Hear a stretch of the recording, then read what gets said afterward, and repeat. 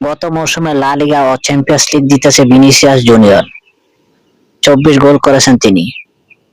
পারফরম্যান্সের বিচারে Ballon d'Or জয়ের অন্যতম দাবিদার। রিয়াল মাদ্রিদের তো বটেই, তিনি এখন বিশ্বের অন্যতম সেরা ফুটবলার। তাকে দলে নেওয়ার জন্য ফুটবল ইতিহাস বদলে দেওয়া প্রস্তাব প্রস্তুত করেছে সৌদি আরব।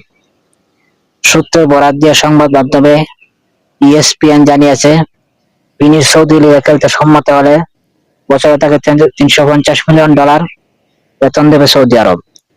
যদিও এখনো আনুষ্ঠানিকভাবে প্রস্তাব পেশ করেনি সৌদি।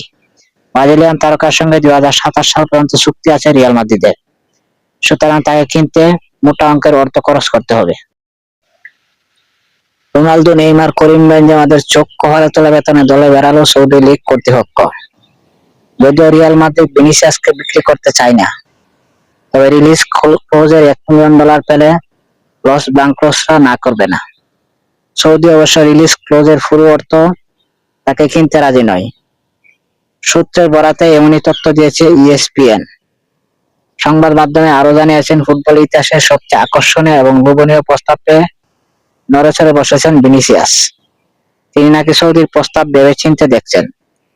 তাকে সৌদির কোন ক্লাব দলে নেবে তা নিশ্চিত করা হয়নি, তবে সৌদির পাবলিক ইনভেস্টমেন্ট ফান্ডের অধীনে আল হিলাল, আল নাসার, আল আহলি, আল ইত্তেহাদ 75% মালিকানা আছে।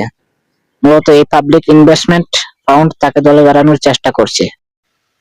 ভিনি সৌদিতে গেলে ভাঙবেন দল বদলের বড় বড় 2 রেকর্ড।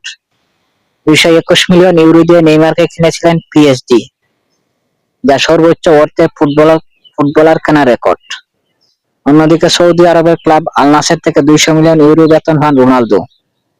24 বছরের ভিনি সৌদির প্রস্তাবে রাজি হলে তিনি হবেন ফুটবল ইতিহাসে সর্বোচ্চ বেতন পাওয়া ফুটবলার।